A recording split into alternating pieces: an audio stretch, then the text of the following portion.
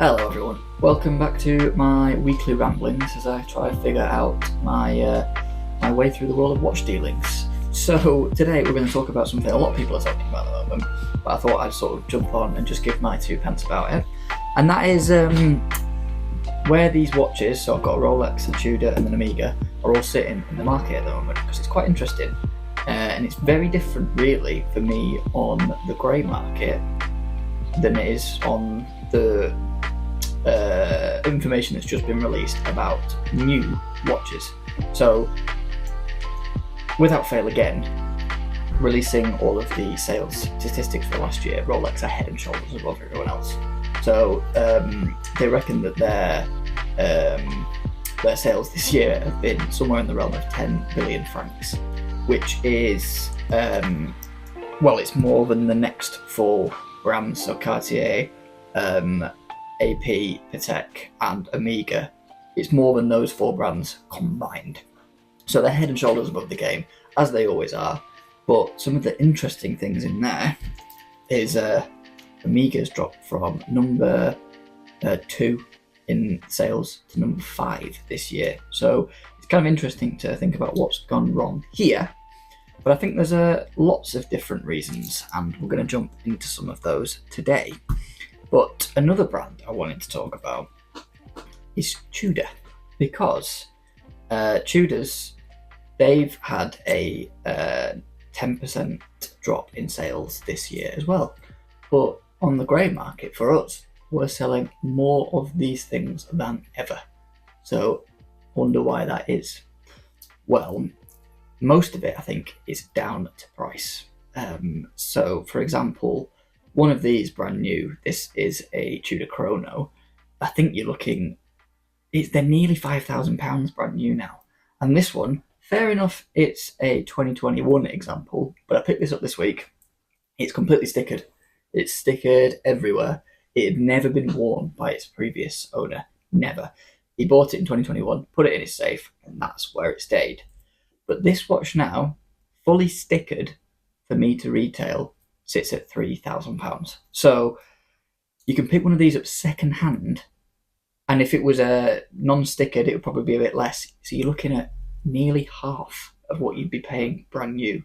So, well, let's be real. Most of us in today's day and age, we've got less disposable income, especially in the UK where we are. Times aren't the easiest at the moment. So if you have £5,000 to spend on a watch, and I know we don't all like to think about the secondary value of our watches.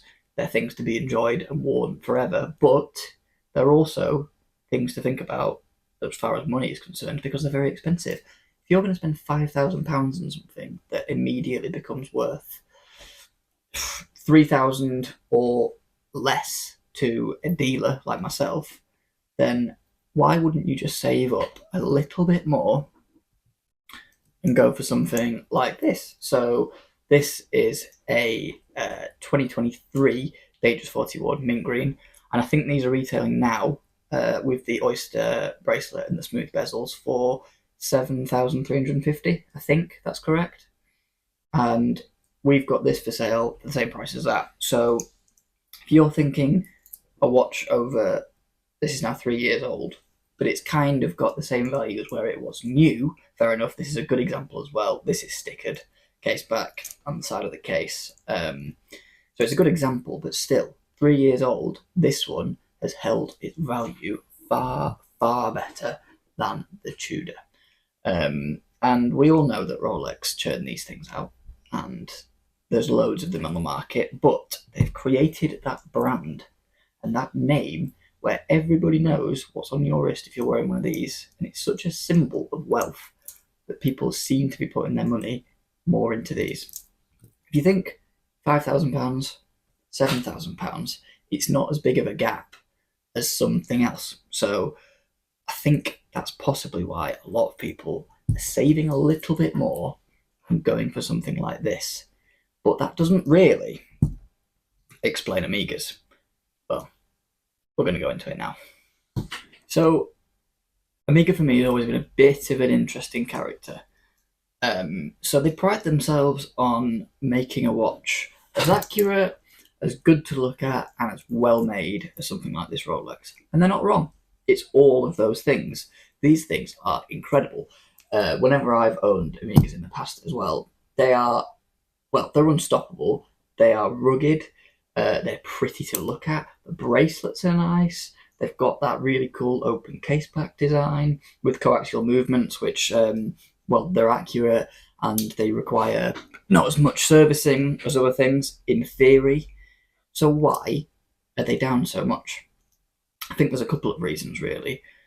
One is where Rolex has figured out its image, and they've really, really honed in on some of their designs, and their lineup isn't huge. They've got the watches they make. They don't do many of these limited editions and things like this, and it's all instantly recognizable as what it is. You don't have to worry about what kind of special edition, what kind of weird model is that. Whereas these, they come out with so many different things. Their catalogue just looks crazy. There's so many Amigas on the market, and I don't really know which sort of tree of Amiga, say Seamaster or Speedmaster, it all comes from. It all blurs into this strange, colourful catalogue of they don't really seem to know where they are. Whereas with Rolex, they're clear in their branding and their designs in each model, and you can instantly tell, oh, that's a Datejust, oh, that's a Submariner. It might have a different colour bezel, but it's you can tell the difference straight away. The other thing with these is a lot of Amigas, and this goes for a lot of Tudors as well. They're quite big, chunky watches. So a lot of these Tudors, they sit. For example, this one is 41mm. This is a 42 here. They're both thick watches, and they have a lot. They have a big profile on your wrist.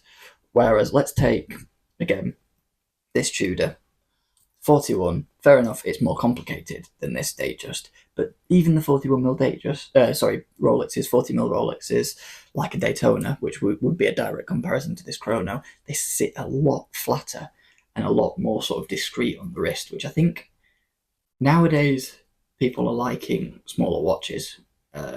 Not everyone at all, but there's a lot of people who have jumped on the small watches wagon, me included. I tend to wear exclusively 36mm watches nowadays. But even these slightly bigger ones at 41, they sit better on the wrist than a lot of things like these Amigas do, which they're still quite chunky from when watches were sort of very popular in 42mm and above. And there's still a definite market for people that want bigger, chunkier, rugged watches like this. But I think the way that style's gone at the moment has possibly moved away from that as well. But again, price point on these Amigas is very interesting. So over the past few years, these have got very, very expensive. So these used to be what you could describe as more affordable. Now, Amiga's always sat sort of in the middle of brands like Tudor and Rolex, both of which have gone a bit crazy over the last few years. The Tudors and the Amigas are now sort of similar in price, still a bit less for the Tudors, but this is knocking on for £6,000 new. £6,000 for an Amiga Seamaster. Fair enough, a Submariner of the same sort of thing. It's a 41mm, not 42mm, but black dial, black bezel with a date function, so the 126610LM. You're looking at 9,500 for one of those new, whereas this is just under 6, I believe. But that price difference is less than what it used to be. So, and again, if you're looking at these on the second-hand market, if you get a brand new Submariner, pretty much a lot of dealers anyway, they'll be paying you over retail for a watch like that, a brand new one. Whereas this, you're going to lose lots and lots of money as soon as you take it out of the showroom, sort of like buying a Maserati. This is a 2024, so it's not that old, and weren't retailing this just below £4,000.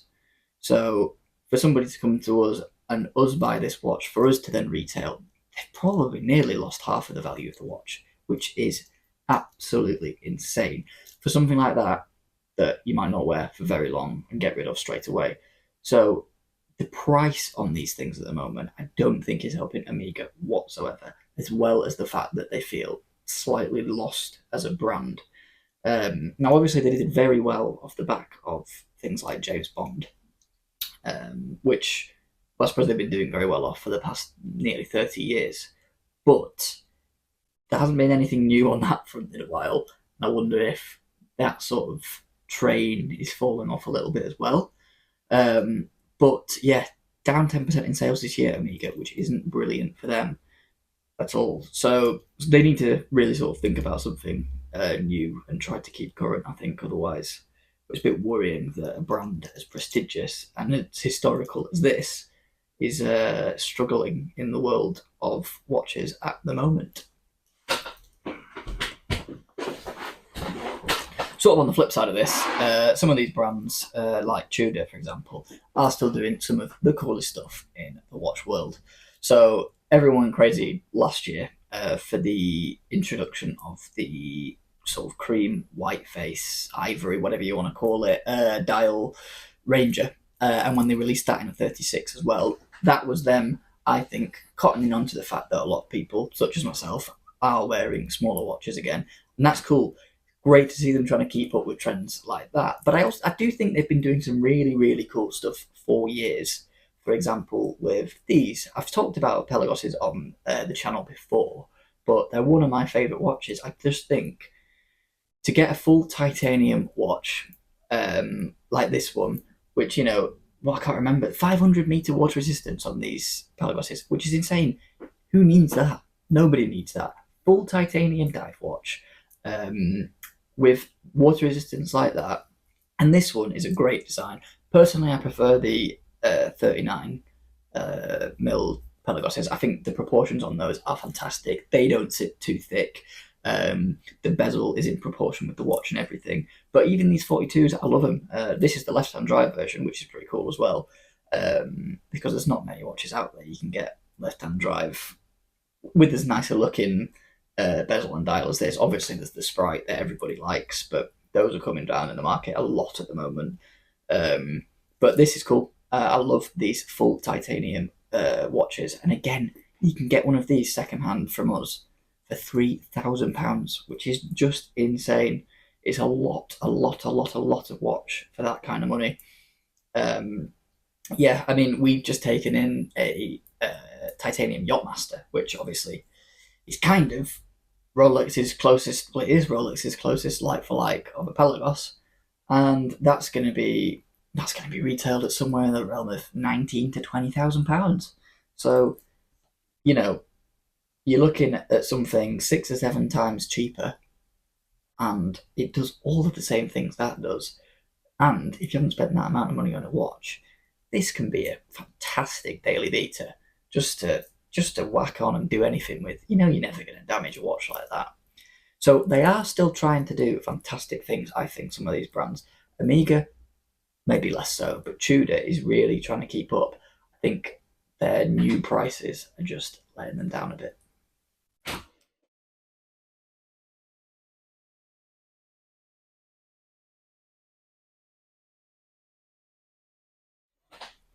On the flip side of this, you've obviously got the stupid hype around some Rolex models that always happens. So it's obviously the time of the year where everybody starts running around and posting on Reddit forums saying that they're going to discontinue the Pepsi. No, they're not. I don't see them doing it anytime soon, if ever. It's one of their best-selling watches. They've had a blue and red GMT bezel for, what is it, 60, 70 years now. It's not going to happen. But it's that time of the year where everybody starts paying over the odds for watches like that. I heard of somebody trying to flog a stainless steel 2026 Pepsi the other day, GMT Master 2, for nearly £19,000. And you just think, who's paying that? That is absolutely ridiculous. And it's the same, it's been the same anyway with some of the other steel sports models over the last couple of years. So the green models like your Starbucks and your Sprites have gotten, they were crazy. And look at it now. I mean, there's plenty of dealers across the country now who are struggling to get rid of Sprites because the market is that flooded with them. And I don't think Starbucks are far behind. So yes, they are that brand and they are that luxury watch that is slightly more attainable than some of your crazy things like APs and Pateks. Um, but there is still a lot of people paying way over the odds for watches that they don't really need to. Um, but we'll see what happens with that. Maybe I'll be proved completely wrong, and next week they'll announce that the Pepsi is no more. We'll see. And then the final thing to outline at the moment, which is quite an interesting one, we haven't spoken about them yet, and that's Cartier, who are now sat at number 2 for sales in watches for last year. Now, I don't actually have any Cartiers with me at the moment because, funnily enough, over the past few months, whenever I've had them, they've gone like that. But it outlines something quite interesting, I think, and that is the demand for women's watches, which seems to have skyrocketed at the moment. So obviously Cartier, they a lot of their brand is selling to women and the women's department of watches. So I think that's one of the reasons why they're doing so well at the moment. But women's watches as a whole are doing pretty well. So I just thought I'd show you a couple we've got in at the moment. We've got this Datejust 26 with Mother of Pearl dial. Very, very, very nice watch. This one is understated as anything, but the dial really pops. So yeah, you could wear this absolutely anywhere, and it's lovely, to be honest. I really like this. And we've also got a slightly more flash model this is from 1988, but it's still fantastic. It's obviously bimetal on a Jubilee rather than the Oyster, and it's got that diamond set dial, which is lovely. So this is a 31, not a 26, so it's a little bit bigger. 31 seem to be doing really well at the moment, but yeah, this is a nice watch. This one's available for £3,950 from us, and this one is £6,500. I'll leave them both below, along with everything else, with our 2024 Seamaster at £3,950, our Tudor Panda at £3,100, and this Datejust 41 for £7,350. All available at the moment. But yeah, that's my sort of take on where everything is at the moment. I'm going to be proved wrong because what do I know what I'm talking about? But that's just what I'm seeing. I thought I'd hop on here and talk about it. But yeah, nice one. See you next week.